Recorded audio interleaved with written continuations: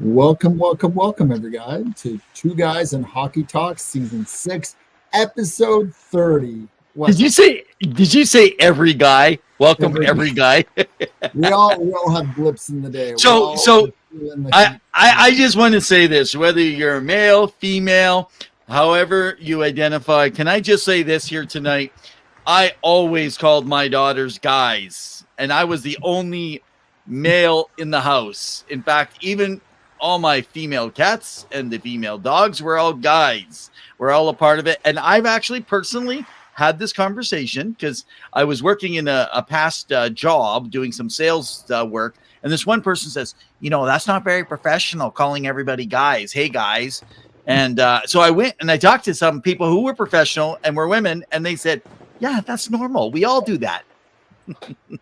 So when we say two guys, that means you could exchange me out and put a woman in here to actually you should put a woman in. Maybe she'd start putting Pawel in his place. Man, how you doing? I've been good. I know I'm a little sloppy. It's been a heck of a week, but I'm glad to be back for another episode. I know we're getting to the end here. Postseason starting up this weekend. I'm very excited. I feel like you can say I'm ready to bring it. Right? Whoa. That's how this is my best Gene Principe.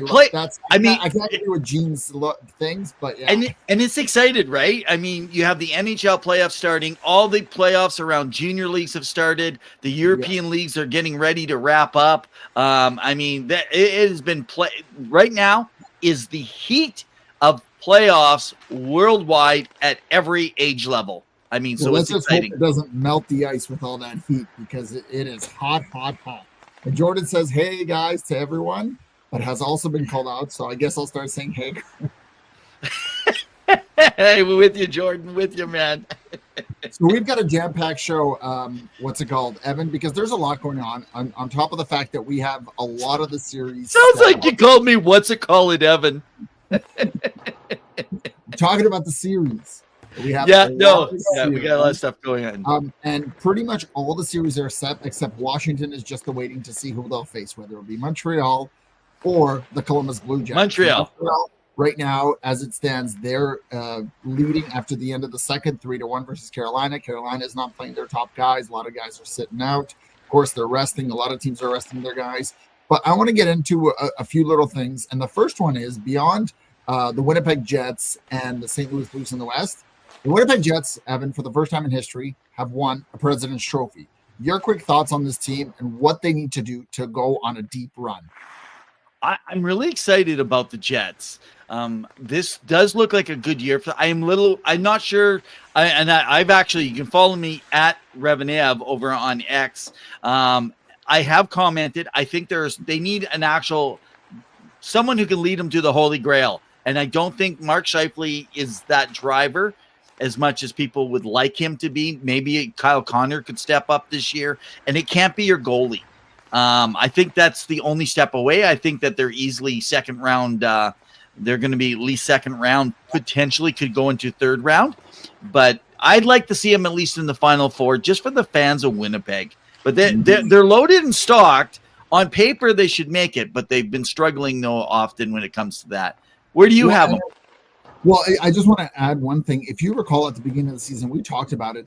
They had low attendance numbers. Now, far from being one of the lower and smaller arenas in the NHL, they were struggling in selling season tickets. So the fact that you have a competitive team shows that when you are winning, people are buying in. They're willing to buy in. And so, and you see this also with rebuilds like Chicago. We talked about earlier this season. You pointed it out with San Jose. It's hard to get people butts in seats, as we've talked about, because if you don't have a competitive team, it's hard. I like what the Winnipeg Jets have. I will, however, this is my one round that I believe that St. Louis will, I don't want to say upset, because even though they're a wild card team, I think they're firing on all gears. It's a rematch from 2019, and I think St. Louis takes this in 7. I really do. I think they've got more horsepower. I know Winnipeg's missed Steelers, but I think it's Bennington versus Hellebuck. Hellebuck has struggled in the postseason, so we've got to turn it up. The amount of games he's played, 60 plus this year, quite a bit. So I'm giving the edge to St. Louis, and that's where I would take it. But hey, Okay, no, I won't actually disagree with you. I get So, you. next round in the series, you've got the big contenders, which unfortunately one of these guys has to be out of the round, and you have a jersey there. The Colorado Avalanche versus the Dallas Stars. I mean, battle of the gladiators, battle of the titans. Who do you have in this series?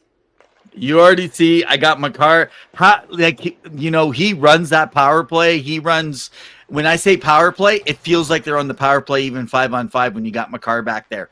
Does everything, makes a difference. And as long as they can keep Nichushkin. Yeah, well, what did I call him? Nichushkin.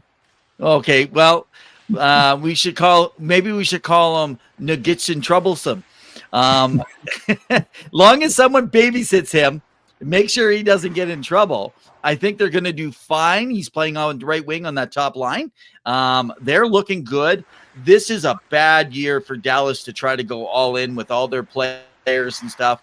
They ended up against Edmonton last year, who were fired up.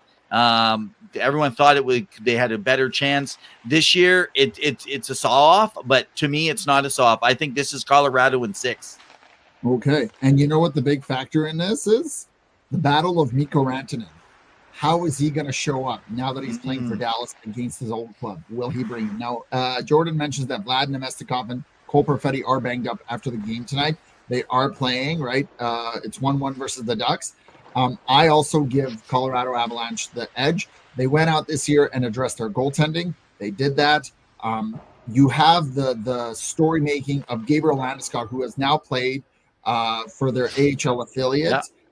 That was a really heartfelt story. You know, you want to see guys come back, especially after 3 years dealing with that injury. And we'll talk about other players who have not been able to do that and had to retire. But I really like the Colorado Avalanche, and I really see them potentially making a run to the final. That's how good they are. That's how intense it is. You just see it on McKinnon's face. He's ready to win it again. Now, that's fair. You guys can let us know that series. The next one is the Golden Vegas Knights versus the Wild Minnesota Wild, who, as an aside, have recently allowed Marc-Andre Fleury to play his last game. Now he will be backing up Gustafsson. But what do you make of this series, and how many games will it go to? Can I actually say that I think this will be done in 6 also? I don't actually see the Wild being. I know a lot of this is about Kirill the Thrill, how well he's going to play and how well they're goaltending. But right now, I feel like Vegas has really been coming on, and they were kind of gliding in at the end there. I don't know. I saw a different effort. It was almost like they were working harder to protect and make sure they stay healthy this time as they go in with all their players. They're playing a different game than years past. And so right now, I think the Vegas Golden Knights will go as Jack Eichel goes. This was a career year for him. And I'm not worried about their goaltending. I think it'll be stable. They don't need to be spectacular. Their defense always plays well structured. They play a good zone. But I just don't feel like the Wild match up to them well.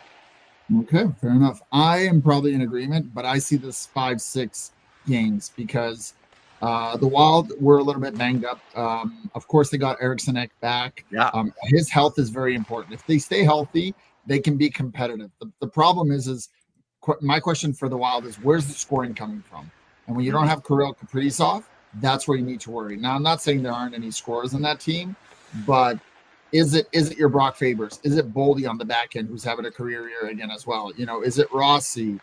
Is it Frederick Gaudreau? So that's where you're going to have to figure out how to get scoring up in order for you to be competitive versus the Vegas. Did I miss something? Is Kaprizov not back?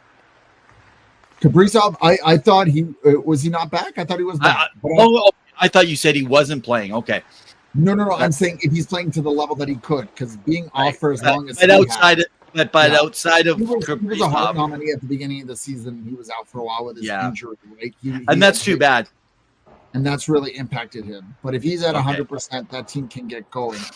Now, 2 things I wanted to kind of get onto before we get to the final series in the Western Conference is that it was announced that their arena with the name brand Excel Center is no longer going to be named that. The naming rights have ended after 25 years, so they will be changing that up. There may be a new name for arena, but it's been that way since the year 2000.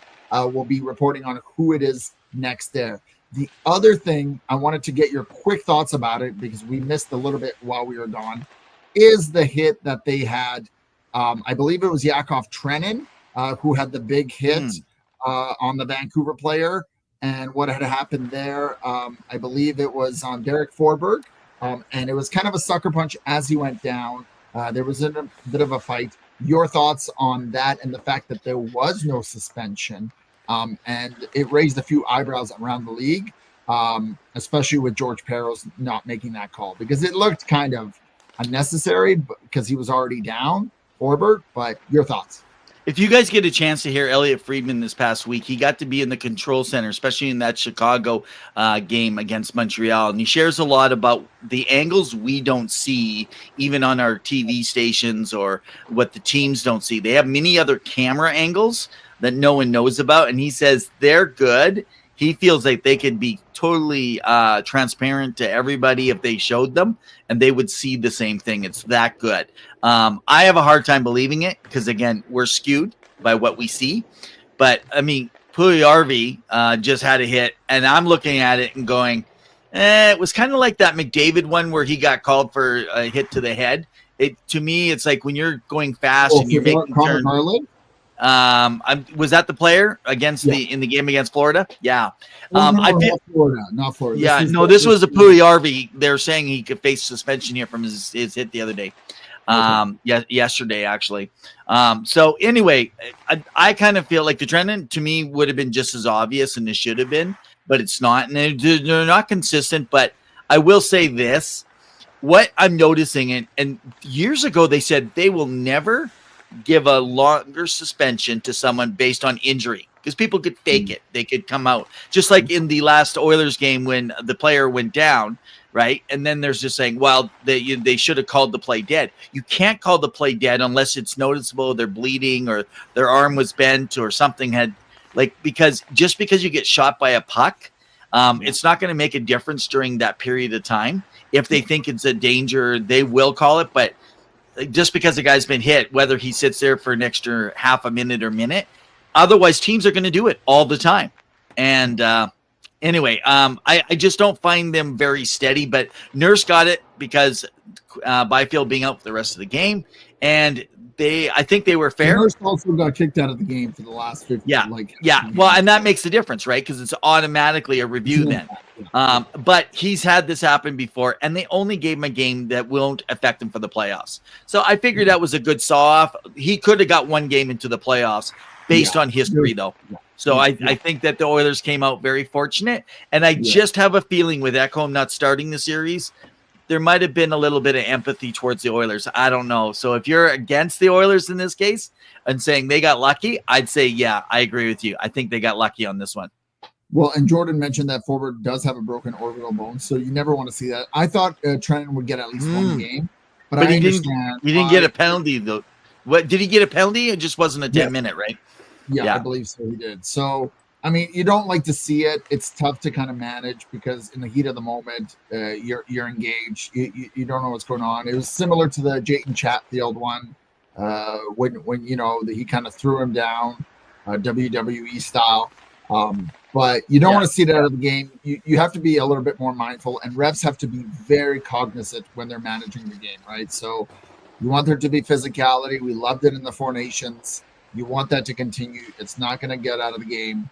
But how do you protect guys? And so you mentioned Darnell Nurse. And so the final series that's coming up here is the Edmonton Oilers versus the LA Kings. Now, Evan, they usually say third time's the charm.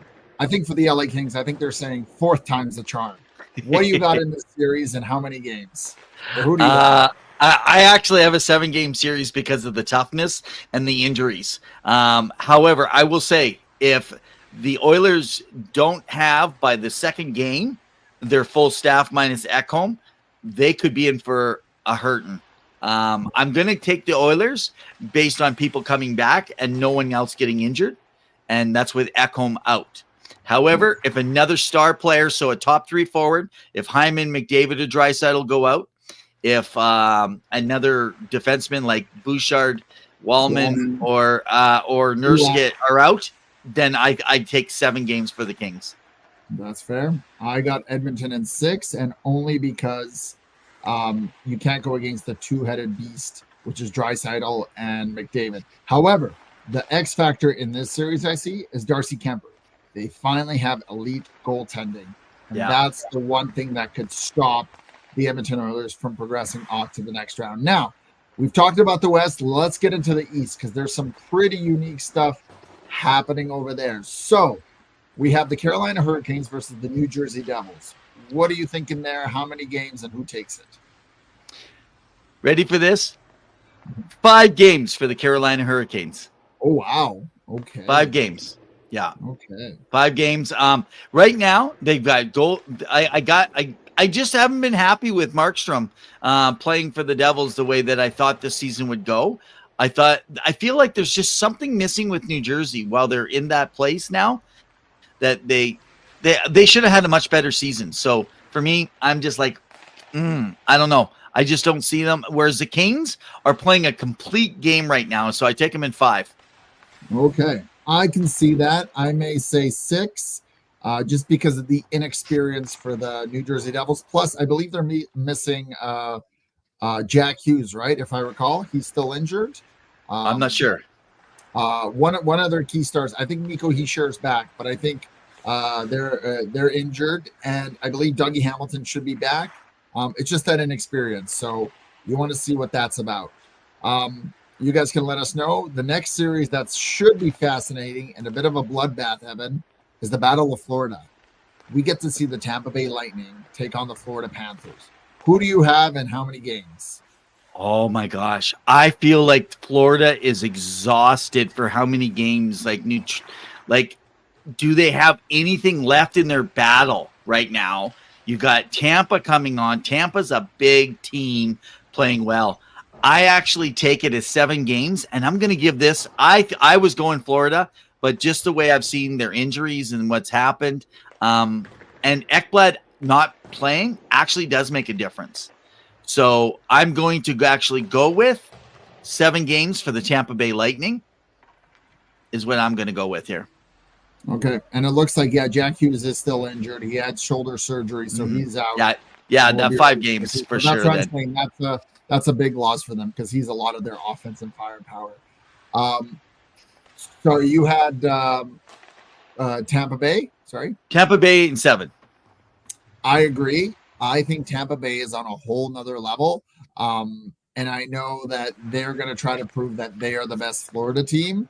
I like what they have. Again, Matthew Tkachuk, what's he going to be like when he comes back? Aaron Ekblad, he's been out for 20-plus games due to that suspension. Is he going to come back and fit in? Seth Jones has been a nice piece, although, he's relied upon a little bit much. And I agree, the amount of games they've played has been a lot. I hate agreeing with you, but I think I could see it going to 6. However, that is a series that's going to get physical and chippy, and look for X Factor player Sam Bennett. Contract year. He knows how to bring it into playoffs. He always does. He's looking for his next contract, whether it is with Florida or elsewhere, and he is going to try to antagonize the other team, along with, if you recall, Brad Marchand is a Panther. That rat is out there ready to make himself a pest. So, moving over with the other Atlantic teams, we've got the Toronto Maple Leafs, who are the Atlantic champions, versus the very rough and tumble Ottawa Senators. Who do you have in this series? I know Maple Leaf fans are going to be mad, but you're dealing with the first round exit, in my opinion. And I shouldn't laugh because I feel for you guys, but man, I wouldn't want to be anybody facing the Ottawa Senators, and that's including the Colorado Avalanche. They have the ability to either fall flat on their face or come out miles ahead with this. So I'm actually giving this in a 7-game series to the Ottawa Senators.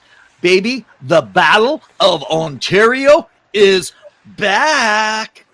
Yeah, it's definitely interesting. However, I will disagree with you. I think this is an opportunity for Toronto to get out in 6. If it goes to 7, I think the demons reemerge, and I think that they may falter. But I think Toronto, with how well they're playing this year and how deep they are and how they're playing Berube style hockey, I think they win this in 6. I see Toronto winning. Just again, similar to New Jersey, inexperience with the playoffs, along with Linus Ullmark. He's been up and down this season, and he needs to be steady. Now, Stolarz is having an elite season, and Woll is playing well, and I think they have the horses in the back to defend. The question is now, Evan, can the Toronto Maple Leafs finally score in the postseason? Can they put up those numbers? Can those big four do it? And if they do that, they'll take this in 6. So can I say this, that the Toronto Maple Leafs, Marner, if they go far and Marner's a part of the reason, I say he stays. If not, I don't think that there's any doubt that I already think he's moving. But I would say that I think there's no doubt he stays if he does well and they go far. But if not, and they're out early and he doesn't score, even if they go a second round, I think that you're looking at him becoming literally a UFA and going elsewhere. That's fair. And I can see that. I think they're going to have to make a decision. He's already moving himself out to free agency, because if he wanted to sign, he would have signed, right? Yeah. I'm sure there's a contract there ready to be offered. I think it's about money right now, right? He was like that last time. Even though he wanted to be in his hometown, he still was working on the money. He got probably an extra $1.5 million by staying there. The one bonus is that Toronto can offer him that 8th year. So that's the one caveat, that they have that opportunity to do. Yeah. So we'll see what it is. Now, the final matchup, which we don't know yet if it'll happen, it looks like it'll be Montreal, but the Washington Capitals will face still 3-1, yeah, versus either Montreal or Columbus. Now, Montreal needs to just get a point tonight, and we'll see at the end of the show if we can kind of discuss that series, because we are not 100% sure. We don't want to make a prediction on something that's still uncertain. 11 minutes to go in the game, and they're up 3-1. So it looks like it'll be a series. I think we'll get to it in a little bit, but I did want to talk to you about play-ins. Okay, before we get into the play-ins, normally, because we're not going to have a chance to do this later, so let's do our predictions now. We don't need to know in how many games who goes on from these first rounds. So take your predictions of who you said, if you can recall. So I will grab mine first. So in the West, I have Winnipeg, I have Vegas, I have Edmonton, and I have Colorado. So that will mean that if if Winnipeg wins, it'll be Winnipeg, Edmonton, and Vegas, Colorado. Edmonton takes out Winnipeg, Colorado takes out, and you have a Colorado-Edmonton final. And I think Colorado is back to the cup this year. Okay. Just because I don't think Edmonton has the goaltending, and unless something changes in their defense there, because you can't go with Troy Stetcher as your 4th guy. That's going to be a problem. And then on the other side, we got who? We talked about Washington, Florida. Yeah. So if Washington, we didn't mention Washington, Montreal, but if that's what happens, or it could be Columbus. Either way, Washington comes out of this one. I think we both would agree. We'll talk a little bit more maybe at the tail end when we know for sure. So we got Tampa Bay. I took Ottawa, and I took Washington. And who else did I take over there? Carolina. So that means Washington and Ottawa. So I take Washington and Carolina and Tampa. I take Tampa. Washington, Carolina. I think the lowest number it would be Washington was the number 1 team, right? So they would. Staying within what's it called? But in the second round, I thought it drops down now to the highest versus the lowest. No, Washington or Montreal would face Washington over Carolina and Tampa over. So Tampa, Carolina, and Washington, and I do think Tampa. Sorry, maybe I could be wrong. Sorry. Regardless, it's Washington, Tampa. Okay, and then I think Tampa's back. I think you're looking at a Tampa, Colorado final. Rematch. There you go. Okay, I called it, man. Interesting. So what do you got? For mine, it was St. Louis, Colorado, Edmonton, and Vegas. And I thought Edmonton would play Vegas. That one is tight. If Edmonton can stay healthy, they can go far. If not, I could see Vegas going back versus Colorado. Vegas versus Colorado in the final, and I see Vegas making one more push for another Stanley Cup. However, in the East, Washington comes up. They face Tampa Bay. And then Carolina faces Toronto. Carolina beats them. Washington beats Carolina. And we have a rematch of the 2018, the Ruffagans versus the Alex Ovechkin, who goes on to lift his second cup. So who comes out of the West then? The West is Colorado? Vegas. Oh, Vegas. Washington. So Vegas versus Washington from their first year repeat. Oh man, there you go. Yeah, and predictions because they're so silly and they're probably all wrong, and I probably know nothing about hockey, but that's the way to do it. Hey, Kyle, is that who you actually think is going to happen, or is that just you having fun? I'm just having fun. Okay, I'm actually out on a limb here, and I'm calling it, man. Okay. Anyway, so there's Evan's real picks versus fake picks by Pawel because he's too scared to put his name out there so that people like Jordan won't ridicule him. Of course. So the NHL play-ins, you wanted to touch base on that? Yeah. Let's talk a little bit about. So just kind of looking, there's been a lot of push. It's not happening, everyone, but I do think that you could be looking within 3 to 4 years. More interesting, it happened during the play-ins were what happened and actually caused Edmonton to miss out on the chance. They don't consider a play-in an actual playoffs. It's one of the most exciting things, though, that can happen. And so essentially what happens is you make a 9th and 10th place team winner play the 7th and 8th place team loser for the final spot. So I did a figure. That would mean the Flames and the Canucks would face off based on what happened this year to see who would go on to face the loser of the Wild and the Blues. I think it would be the Wild would be the loser, and I think Calgary, and it'd be Calgary versus Wild. That would be your chance for the last playoff. What do you think what that would look like to you? Kyle talks about how it's the NBA model. It's what they're doing right now in the NBA, and it's pretty successful and fun, and I've enjoyed watching it. So I agree. Baseball has it too. Baseball started it. I think you need it given the amount of volume of teams that are in the league now. You're at 32. You want to expand. You need to include it. Like half of your teams are out right now or coming up close to being out. Think about the extra revenue that you're bringing in for those extra few clubs. And don't tell me that owners won't think about green, right? So I see it being a potential for the future. I don't know if they'll do it right now. I think Gary Bettman's very adamant about his 16 model. But I really believe it's going to happen sooner rather than later, especially if we move to 34 teams. Because you can't tell me you're going to have 18 teams out of the playoffs and 16, 16 only in. And Evan, let's be realistic. They've done this before, so it's not like this hasn't been done. This isn't like thought process, brainstorming. They tried this, it worked. Whether good or bad, depending on the franchise you're following and a fan of, it worked. So I'm on board with it. Okay, so Calgary Wild, if it happened, would you think Calgary beats Vancouver and the Blues beat the Wild? Yes, if hypothetically. Yes. Okay, and then who wins between the Wild and Calgary? Oh, the Wild. Okay, so in the end, and this is part of the reason I like to do this, we kind of good point. Good invested for a longer win-win. I agree, Kyle, 100%, man. Yeah. It keeps more markets invested, more money, and I think the timing of the expansion might be the timing that happens. Now, let me just move to the East quickly before we go into but we have a packed show, and we're only going to have 30 minutes left. I want to look over, so I have it up here. So right now, if Montreal wins tonight, Columbus and the Islanders would face off the 9-10 winner. I'm guessing Columbus would win. Do you agree? Okay, that means New Jersey and the Canadiens would face off for a one-game play-in. Who do you take on that?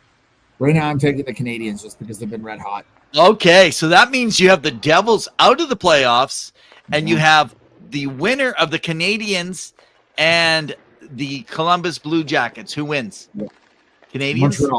Montreal. So now, there you go, guys. Look at that. New Jersey is out.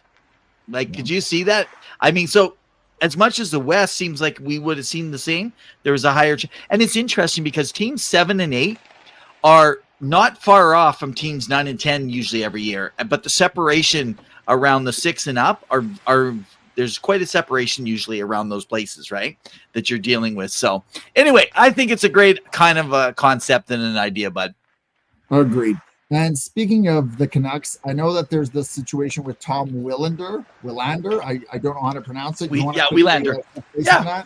Yeah, so if you guys remember, I think it was about 2 weeks ago. In fact, some of our shorts, we talked about that. It looked like everything was signing. He was going to burn a year off his elite level and sign. Well, he's reading books. Back at Boston University, he's got his books, and he's taken morning classes. He has not signed. Everyone thought he would, so obviously a year's not going to be burnt. Anything could change, but it's looking more and more like he may not be starting next year. He might be going back for another year at BU, so just more sad news for the Canucks franchise.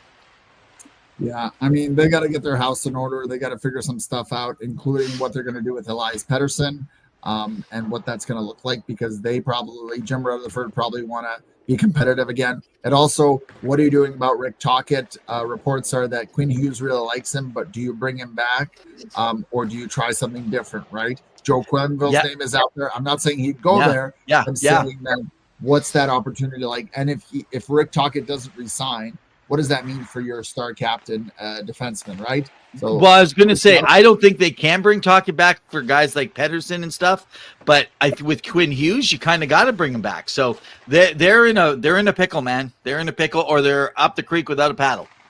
So it's 100%. Like we got the jokes tonight. We got them all coming in. Now, speaking of a trading partner with the Vancouver Canucks this year, the Pittsburgh Penguins, they're out of the playoffs, and it was reported today that Chris Letang underwent successful surgery for his heart. There was a little bit of a mini hole in his heart, nothing serious, but he had it repaired. He had surgery on it, and it looks like he's going to start recovering and prepare for next season. The expected recovery time is 46 weeks. It is called the patent foramen ovule. And again, I think this is incredible with what he's been able to do and play with such a condition. I know he had that heart condition last season, which really impacted his play, and he was able to take a few days off and come back. But your quick thoughts on Chris Letang and the Pittsburgh Penguins? You kind of wonder, is this his last go around? I can't believe this. I mean, he had a stroke that one time on the ice too, if we recall back. I mean, I've loved Chris Letang. I always wanted to see him in the Western Conference so I could see him more, but it never did happen. And I kind of wonder if this is kind of the end and he just kind of plays out on long-term injury reserve. I don't know if it's safe anymore. Maybe it is, but where the Penguins are and where they're going, I don't know if this makes sense anymore. 100%. So we wish him all the best. We hope to see him in a jersey. It doesn't sound like he's retiring. Anything can change, but we wish him all the best. Now, one person that did decide to retire, and unfortunately he was not able to recover from his injury, is Logan Couture, the former captain of the San Jose Sharks. So he had his big press conference. It's sad because, he's a guy that really battled through a lot. He was able to get out and really compete. And it really sucks because he was, you wonder who the next captain of that team is, but he really brought the glue together. Now, granted, a lot of change happened in San Jose after a lot of their big guys, Marlowe, Pavelski, Thornton, all got shipped off. Burns. That was an elite team in 2016, 2017 who faced off against Pittsburgh. But what do you say about someone who 36 played for 16 seasons, had a total of 323 goals and 378 assists in 933 regular games? About what can you say about Logan Couture that hasn't already been said? Can I just say it? Are you guys ready? Here we go. That's what I would say. He was a rock star for a guy his size, his strength. He was exciting to. They were never a team I was as excited about. I was always frustrated with, but he was dominant and he had a wonderful career. And I'm sorry to see that he's going to have to retire now. I'd like to have seen a couple more years with him being able to at least have another run at a Stanley Cup, even as a rental or something. But my hat's off to him. Even show Celebrini and Will Smith, the ropes and kind of navigate them through the Yeah. NHL and be that veteran. I know Toffoli's that for them right now, but like, you know, you need those veteran guys to be there to help. Glad he went out though as a Shark, right? Yeah, he did it then. And other retirements, Alec Martinez also has announced that he'll be retiring. Now, Yeah. he won 3 cups, 2 with LA, 1 with Vegas. He was playing with the Blackhawks recently, announced it at the same time to Darren Pang as Pat Maroon. You know, he also, as a defenseman and at age 37, played 861 games, so quite a bit, scoring 88 goals and 201 assists.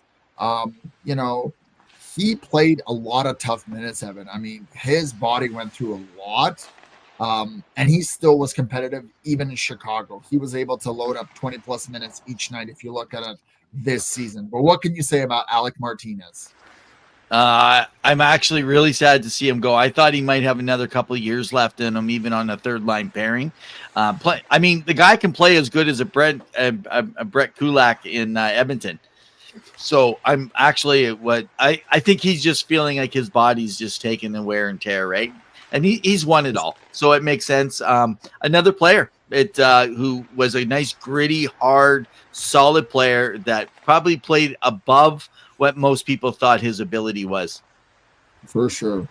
And he leaves behind a young rookie out in Chicago who, although it hasn't been the best season as a team, he continues to defy and make records. So Bedard is the 7th highest in points in NHL history through the first 149 games. You know, so he's trailing elites like Crosby, Ovechkin, Matthews, Kane, McDavid.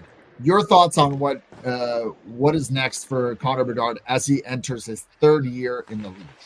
Yeah, I think this offseason they're dealing with another great draft pick that could step right into the NHL next year. More than likely, they're either going to be getting Michael Misa or Matthew Schaefer. That's my opinion is what's going to happen. Worst case, they take Porter Martone or James Higgins. So maybe they wait 1 more year or 2 more years. But in the meantime, I think we already mentioned they're probably going after a high-end free agent, whether that's Brock Nelson, whether that's Mitch Marner, or someone like that. They're ready to start moving. They don't have a choice. And I predict that Bedard will be a point-per-game player starting next year on. Excellent. And speaking of guys in the same draft, Adam Fantilli, he gets up to 30 goals this year.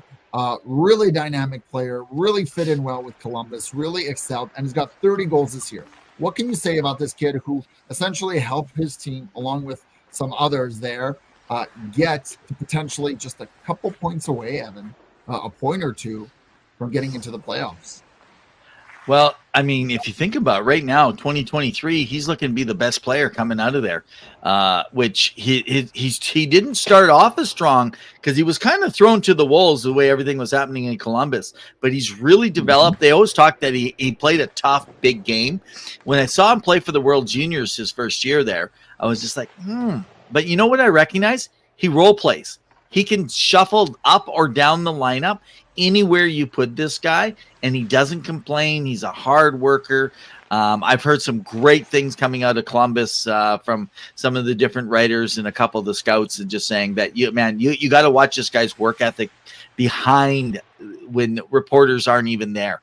All the guys on the team just absolutely love this guy. So congratulations to Adam Fantilli. Excellent. And I know that we're on Overwatch in terms of what can you do in the future. You guys can let us know if you'll get to 950, let alone 1,000 goals. It'll be interesting. I don't think there's anything much more to comment there, Evan. What I did want to get to, I do want to comment. Okay. I remember last week because you said, "Oh, he's retiring. He'll be done. He's not going to be sticking around." And his comments, I got him up on my screen here. His comments are, "We will see what will happen as long as I can. I want to be around the boys. I will try to stick around and put my great body into NHL." Dude, he's sticking around as long as he can keep producing 30-plus goals a year or a minimum of 65, 70 points. I don't see him stopping. I actually think it's a challenge to not leave before Crosby, even though he's a year older. I wonder. I mean, the guy's an ageless wonder. He hasn't stopped. And I think he wants a record that no one can come close to. Like That's no true. one. Like could he get, say, another 80 goal? Like, so 8. How about this? What if he got 900 goals? 900 goals, and then said, okay, I done. My great body, no good no more. Possibly. I mean, I wouldn't put it past Ovechkin. He continues to defy Father Time and play a real. And I will admit that if he does play next year, which I think he has one more year on his contract, he's good. But I don't know if he'll play after that. I know he wanted to play in the KHL. So it'll be interesting to see what happens. You guys can let us know.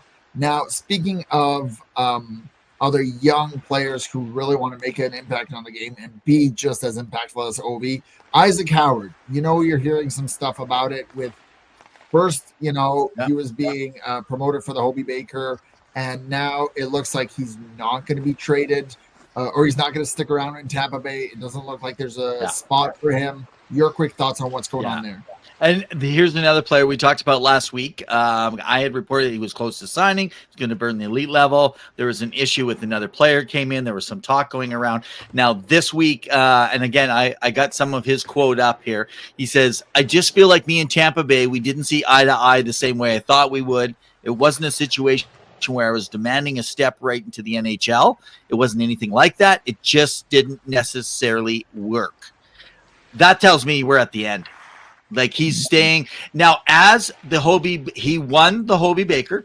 So part of the deal is at the end of the season, he becomes a free agent next year. So he'll go to school next year, finish it off, and become a UFA.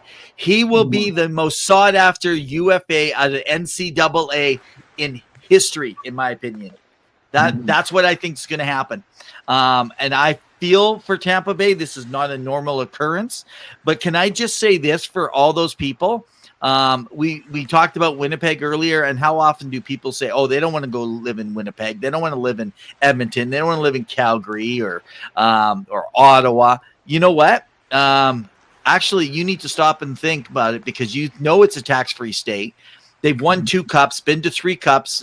Just only a couple of years ago was their third kick at it, and they have a chance to be back there again. And he's not going there. He's going to go somewhere else. Now, I do believe he will not sign with a Canadian team. I haven't heard that. There's just little rumblings. I have no proof, but I just don't think he's going to Tampa. I think he will look for an American team that is on the verge of where he's going to get into a top 6 role. That's what I think will happen. Okay. That is interesting. And finally, before we get to a rant of the night, the NHL Central Scouting has invited 2 Russian-based players to the Columbine since the full-scale invasion. Did you want to comment on that? So the players, this is so once Russia went in, they used to bring them into the Combine various times. So one of the things that's actually happened here, what's their names? Sorry, I'm just looking up my numbers. Daniel Prokhorov and Kerbin Limtoy, I believe Limtov. My autocorrect made it auto wrong on my actual spelling there. So these 2 Russians, this will be the first time that they brought somebody over for a combine. So I find this very interesting. Like, is there a little give and take? Because if we're doing this, then why didn't we allow Russians into the 4 nations? Like, I mean, I'm starting to, or is it just like they're realizing this is just going to go on forever? So do we just never have them involved? I mean, Dominic Hasek must be just like can't sleep at night right now. He must be so angry about this too, because again, it's about Russians. And again, Dominic, if you are catching the show or you hear it or see one of our shorts on this, feel free. You can come on our show and maybe voice a different perspective on why you're so passionate against this. But I think it's a great thing. Let's not penalize them for what their government's doing. I mean, I'm asking, I'm in Canada. My government does some pretty bad things I can't stand. But please don't penalize me for the government. I'm only get to choose. I'm one person voting out of 30 million people. So, well, that seems like a good time to have the rant of the night. Puckpedia brings you Rant of the Night. Calling all hockey fans, stay on top of your game with Puckpedia. It's the ultimate source for NHL salary cap information. Oh, it felt like that just kind of cut off short. Kind of makes me a little mad. Talking about being angry. Now, I got to tell you guys, Pawel and I have gotten pretty frustrated. For years, we were given the copyrights, and by the way, to one of our group, we actually didn't mention it earlier, but we will get to it. But Penny Billionaires, we got their exclusive copyright to our intro song and our outro. So when we do our music, love these guys, electronic hard rock band. We got their rights. We have sent in the last two seasons. We probably got flagged for it. Now, you guys ready for this? Approximately 80 times, and they stop us from sharing on Facebook. YouTube has been really good about it. Now, interesting, and I'm more specific to Facebook right now because Facebook cuts us off constantly. They don't like us sharing. Some of you are listening right now. Maybe you're the ones making the complaints. Problem is we're not violating anything. You don't like us? Kick us out of your groups. We come in and we share. We're part of everything that goes on. But here's my problem, and that's with Facebook.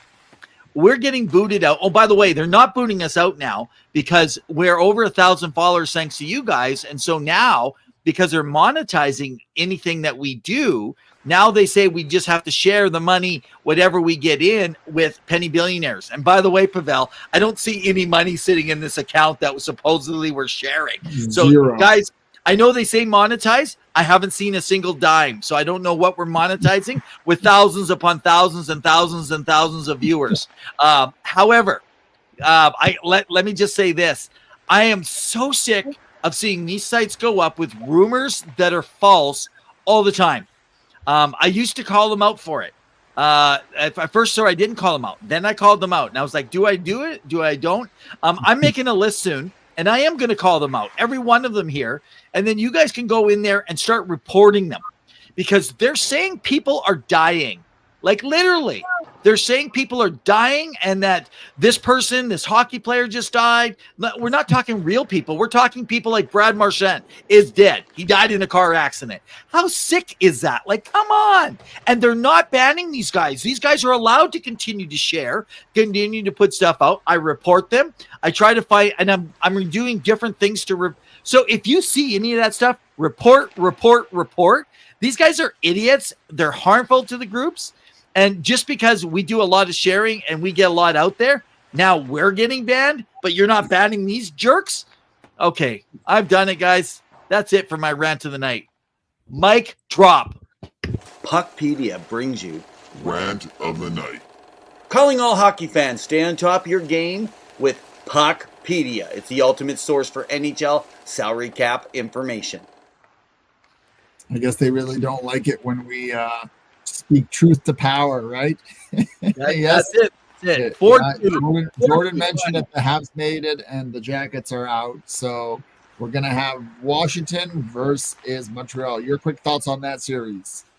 Yeah. So, that series, I don't think that they're going to have the ability when we're talking about the Montreal Canadiens.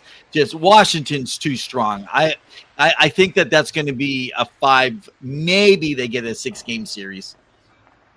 The only way that series is an upset is if somehow Washington falters in net and just loses all momentum. I can't see it. I'm just saying that's the only one. And it would be the wildest upset in a long time since I think Columbus beat Tampa Bay. So yeah.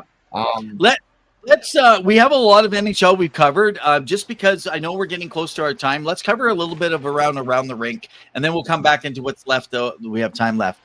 You got it. If you're a fan of hard-hitting, exciting hockey, catch the Kalkaska Battlers. Around the Rink Is brought to you by the Kalkaska Battlers. Let them be your local hockey heroes.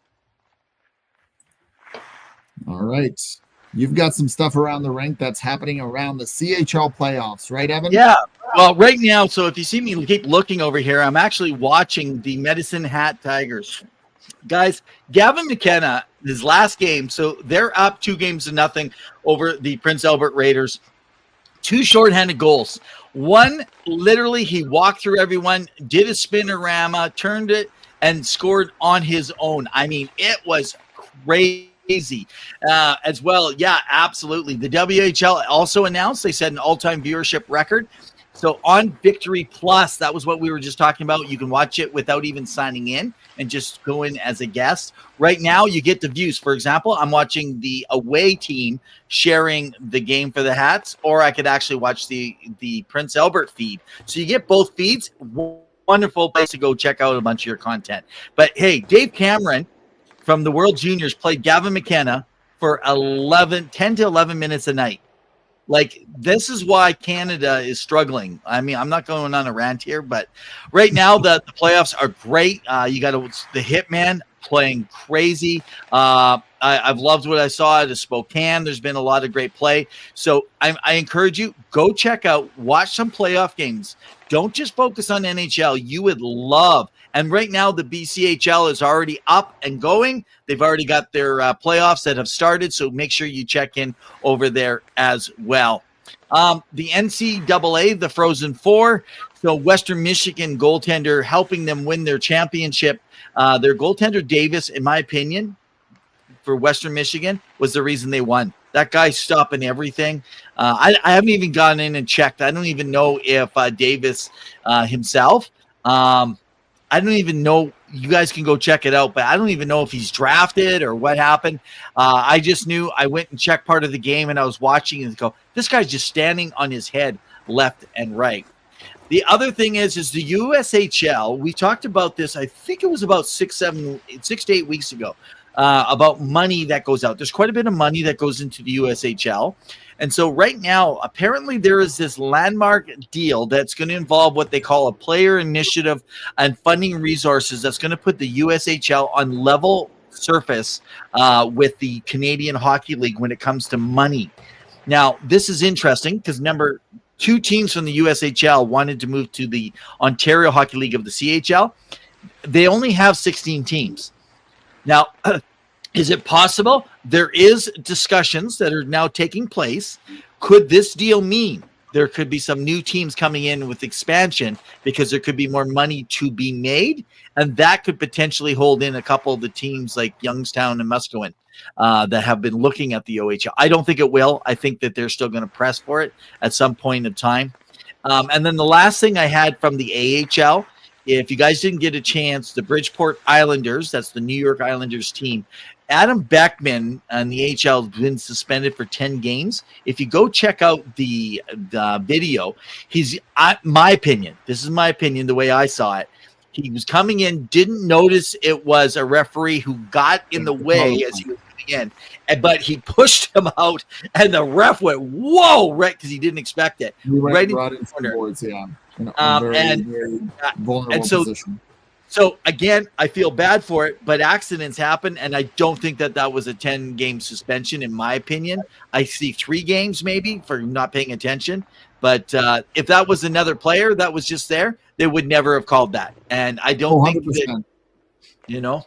I'm with you there, and I saw the play, and I understand that I think 10 games is unwarranted given what we've seen sometimes, even in the AHL. What I really think in that situation is the ref also needs to be paying attention, right? Like, you are on the ice, you know that, you don't want to be hit, and you don't want to be involved in the play. And yeah, he did get him, but, and maybe he recognized them as another player. I don't know, in the heat of the moment, maybe, a brain fart or whatever you want to call it. Of course, these are pros, but it's definitely, I think it was a little bit too much. As for Matt Davis, it doesn't look like he's drafted yet. Okay, there we go. He's 23. He undrafted. Undrafted. It looks like he catches right. He's 6'1", and he weighs about 192 pounds. So needs to really fill in a bit more before he can. And a UC Saris maybe size though. Yeah. Which is definitely interesting there. And I know that you wanted to talk about the USHL NHL or landmark deal, right? Oh yeah, you were busy probably doing stuff. I covered that.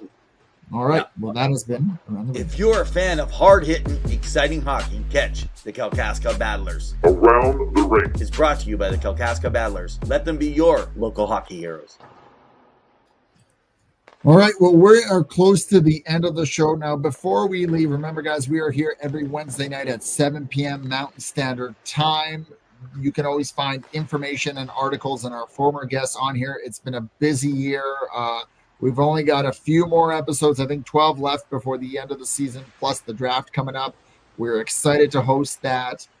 If you want to partner with us, like some of the partners we have here mentioned, please reach out to us on our email and or our X. We are always in contact and connection, or it could be on Facebook, wherever it is. We love hearing from you. Now, Evan, we're just going to finish off with something fun because I know that there's a lot going on in the NHL, and we've talked a lot about a lot of teams, and we'll have more time to get into teams like Detroit, Buffalo, New York Rangers, Boston. I think it's the first time in ever NHL history that the original 6 American teams, or the original 4 American teams, are not in the playoffs, right? So that's big markets lost by the NHL. However, the NHL likes to also vote. Players like to vote internally on things that they believe are best of and the worst of. And the list came out, and it's, again, some pretty fun things to learn about as fans, what we see as well as what other players see. And so one of the things that people talked about, for example, is the most complete player is Sidney Crosby. How could it not be? 20 seasons straight of, point per game, 200-foot game, wins face-off, is intelligent on the ice, makes plays, knows how to be defensively sound. Are you surprised by that at all? No, I'm not. His percentage voted him was at 34%, but I mean, how can you be surprised? That this is why he's Mount Rushmore for me. I have him ahead of Gordie Howe. I only actually have him basically behind Bobby Orr right now at this exact moment, because McDavid's working his way there, but he's not there yet. But I put Crosby number 4 right now behind Lemieux, Gretzky, Lemieux, and then I put Sidney Crosby just because of what he's done and how he continues to do it. He's the ageless wonder, and to a lot of people, he's still Sid the Kid. 100%. And then, players voted on things like the best ice, which apparently it's at the Bell Center, which, I've never been to the rink, but I look forward to one day being there. That's a fan base that loves its hockey with the rich history and culture they have there. So I'm not surprised that they have quality ice. And then you look at players that vote the best goalie, coming down to elites like Vasilevsky, Shesterkin, and Hellebuck. How can you go wrong with any of those guys between the pipes, right? Your Winnipeg fans are upset right now, though. They believe Hellebuck is the best goalie in the league. He's proven it. Look at what the team has done. That's kind of like the way that they look at it. But it goes down to playoffs, postseason. You got to be able to have success in both, right? Yeah, well, again, it's the way they're interpreting their perception of playing against, right?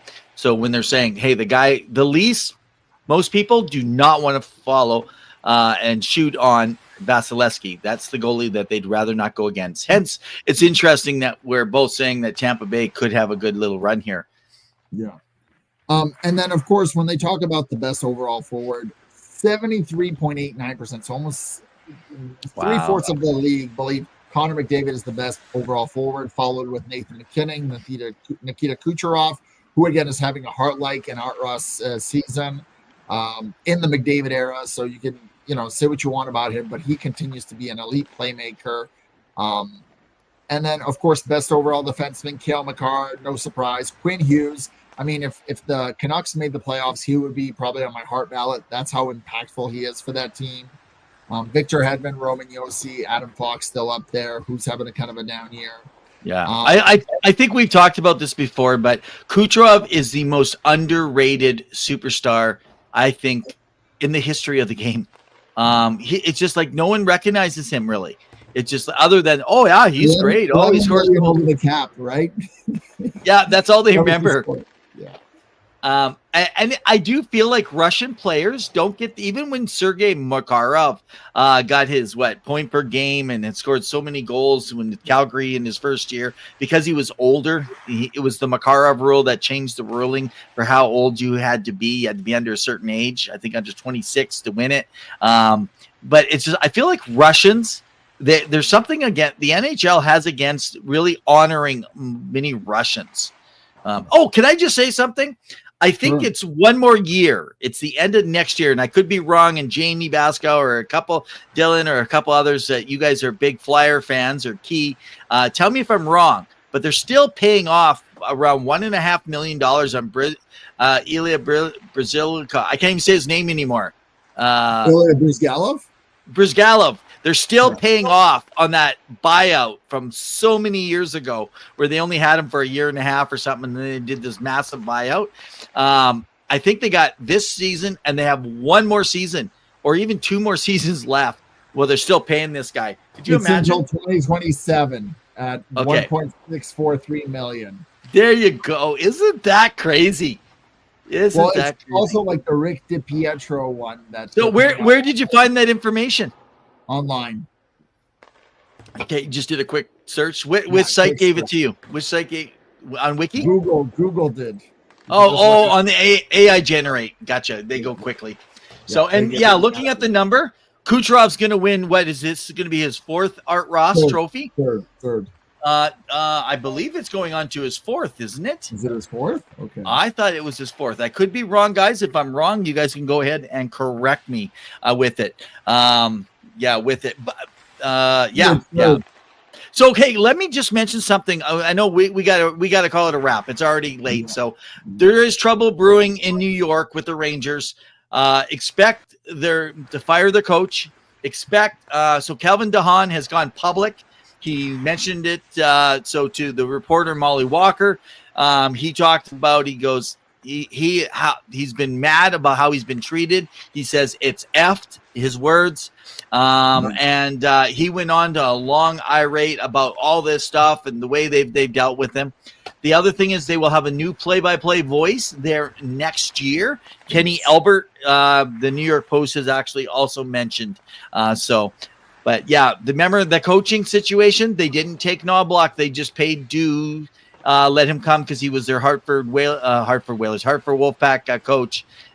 They gave him the service, but then they let him move on. In the meantime, he's already been to Game 7 of the Stanley Cup Finals and is hoping to get there once again this year, while Peter Laviolette is probably saying goodbye, just like we are here today. Well, that's it for us, guys, for another edition of Two Guys in Hockey Talk, Season 6, Episode 30. We appreciate you joining us. Remember to give us a follow on Facebook, on YouTube, subscribe on X/the old Twitter, on Instagram. Thank you to all of our sponsors who have worked with us, Puckpedia, Cal Cascabellers, of course, Penny Billionaires, who have a rock hit, and we do not see a dime of that. We just rock out to them and listen to their music. JR Web Design.